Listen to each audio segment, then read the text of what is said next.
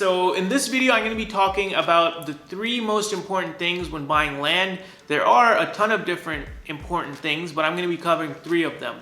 The 3 most important things when buying land, I think, is access, maintenance costs, and utilities. So starting with the first one, access. So you actually have to be able to get to the piece of land. There is land out there that's called landlocked, which basically means that there is a ton of different land that surrounds it that you don't own, but there's a piece of land in between. So if you don't have legal access to get to your property, like a road or an easement, it reduces the value of your property by a lot.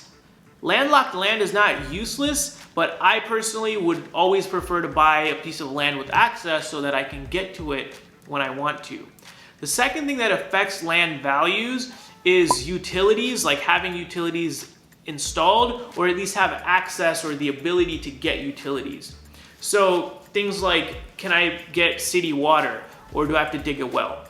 Can I tap into the city sewer, or do I need to do like a septic tank? So all those, electricity, can I get electricity out there? Can I get phone signal? But if you're looking for a vacant, raw, rural piece of land, that might not be important for you if you're looking, to go camping there or hunting or something. But if it is something that you want to develop, make sure that you can get utilities to your piece of land, and it is something that can cost a lot of money. So land that already has utilities available and there, people will often pay a premium, and you'll usually have to pay a little bit more, or actually a decent amount more up front.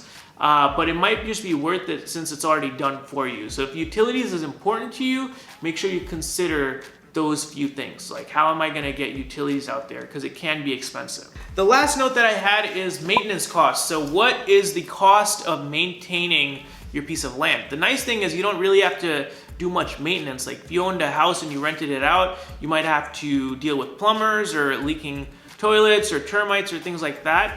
When I say maintenance cost of land, I'm talking about property taxes, right? So what is it going to cost you over a 10 or 20 year time frame for you to hold on to that piece of land, right? So some areas, if the piece of land might be worth 10 grand or something, what if you had to pay $400 a year just to keep that? So in about 20 years, you're going to pay the price of your land, or the market value of your land, just in things like property taxes. So one thing that I look for is affordable property taxes and holding costs, is what I call them, to own that piece of land. So our company, the first thing we look for is, what is it going to cost for us to hold on to it, right? Because land is a long-term thing, and it's not something that, it's not a stock that you're trading actively.